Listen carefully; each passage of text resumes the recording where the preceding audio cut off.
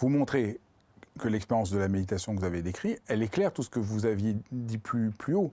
Parce que cette expérience de méditation tout à fait ordinaire nous libère du poids de l'espoir et de la crainte qui nous empêche d'être dans le présent. Exactement. On dit dans cette nuit en forêt, pour la première fois de ma vie, je n'avais peur absolument de rien.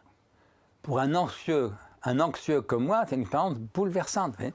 Alors pour la première fois de ma vie, je ne manquais absolument de rien. Je n'avais peur absolument de rien.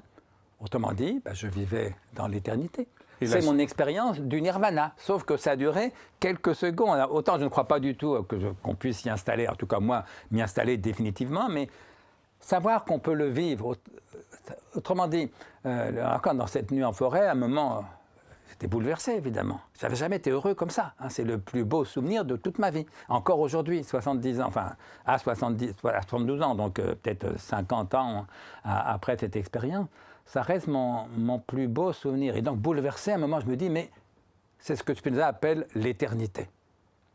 Cela l'a fait cesser à l'instant, puisque les mots revenaient, la pensée revenait. Et donc, nommant l'éternité, j'en sortais par là même. Mais en même temps, j'avais raison. C'est ce que Spinoza appelle l'éternité. Sauf que Spinoza écrit dans l'Éthique, à propos de la béatitude, dans cette expérience d'éternité,